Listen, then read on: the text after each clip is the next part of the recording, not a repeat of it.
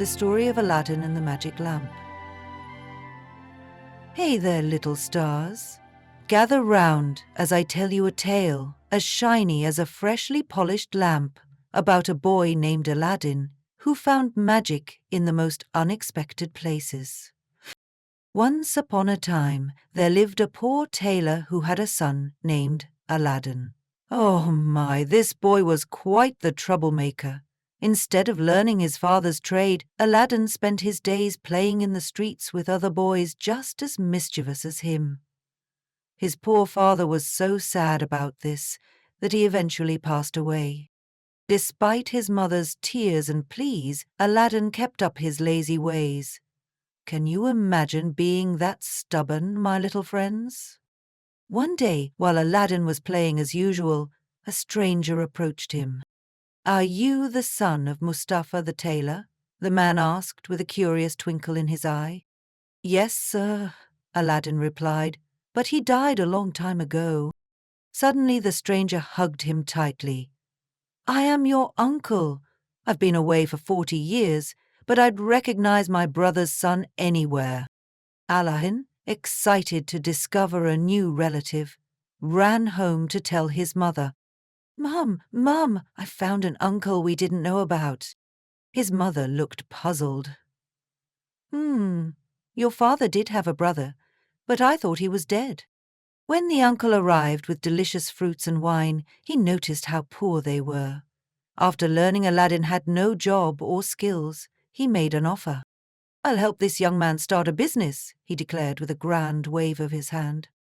The next day, he bought Aladdin new clothes and showed him around the city. His mother was so happy to see her son looking respectable for once.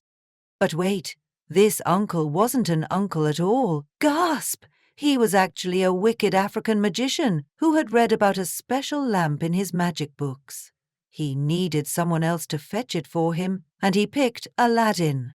One day, the magician took Aladdin far outside the city gates to a strange valley between two mountains. "Phew, can we go back now?" panted Aladdin. "Not yet," said the magician. "I want to show you something amazing." The magician lit a fire, threw some powder on it, and muttered magic words. The ground shook, rumble, rumble, and revealed a stone with a brass ring. "Listen carefully, my boy," the magician said. "Under this stone is a treasure meant just for you.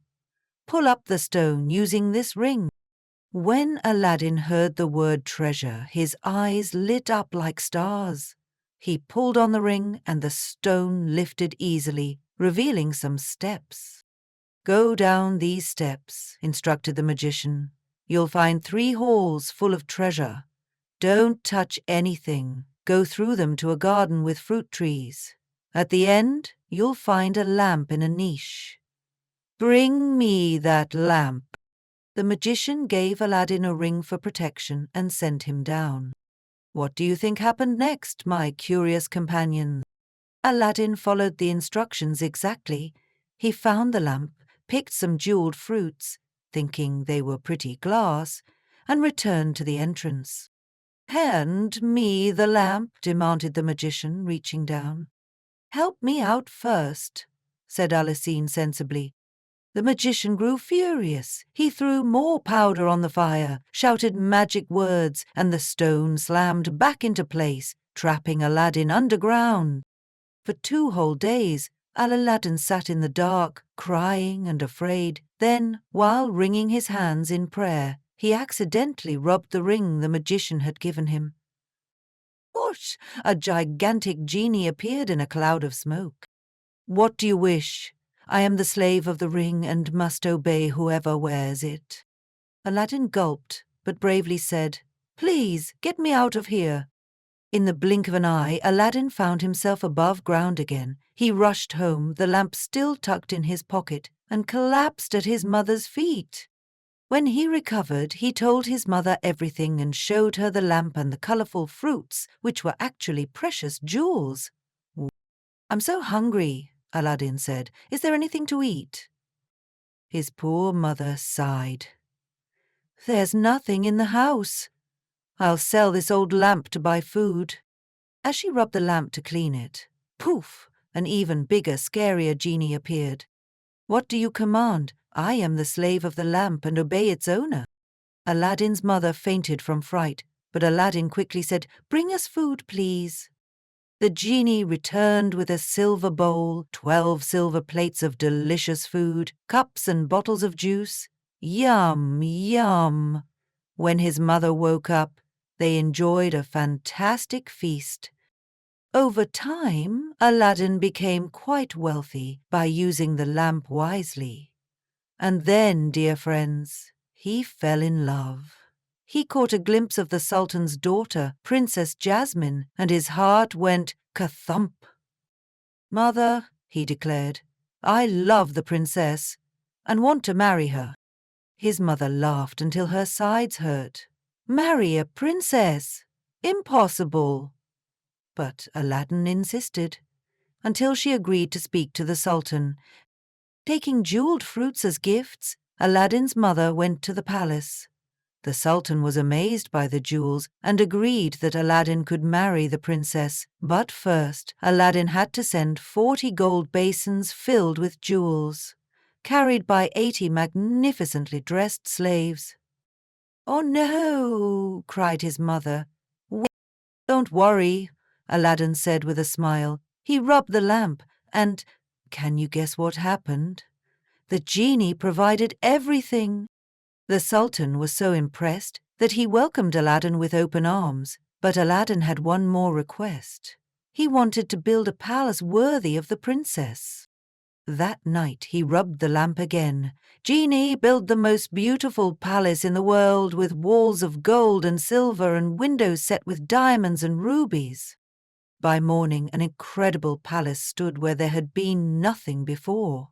The princess moved in, and she and Aladdin were married that very day.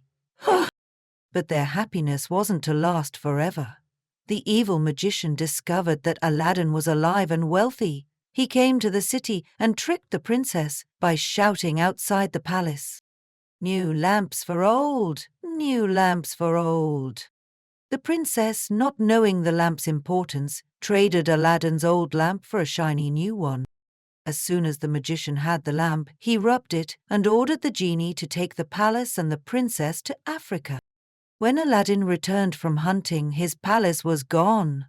The Sultan was furious and ordered Aladdin's execution. Luckily, the people loved Aladdin and demanded his release. The Sultan gave Aladdin 40 days to find the princess. In his despair, Aladdin rubbed the ring, and the ring genie appeared. "I cannot return your palace," said the genie, "but I can take you to where it is."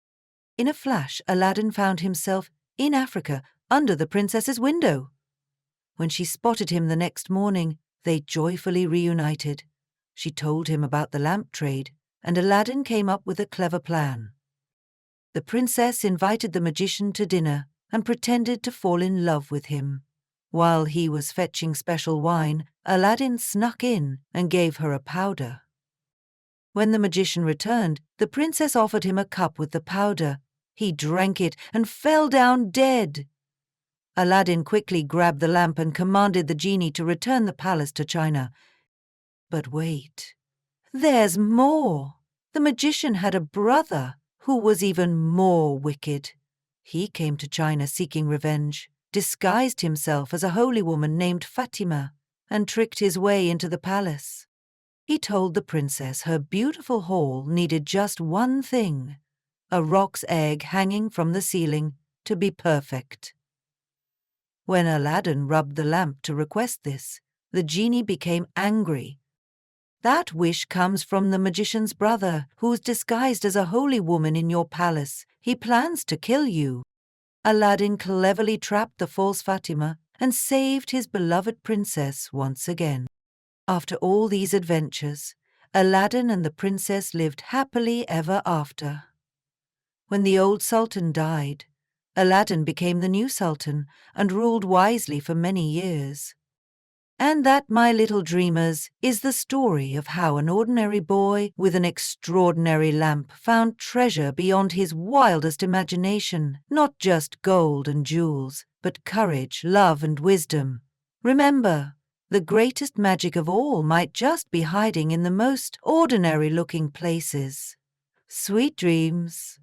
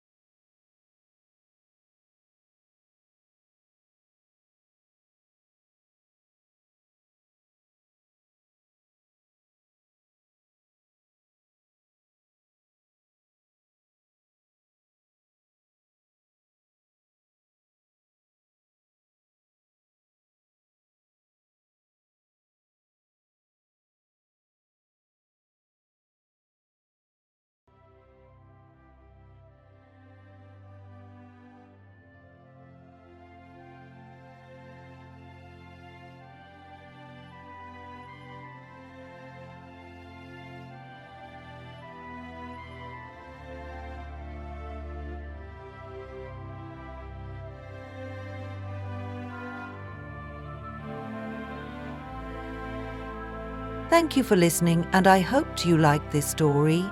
If you enjoyed it, please take a moment to like this video and subscribe to my channel. I have plenty more fairy tales for you.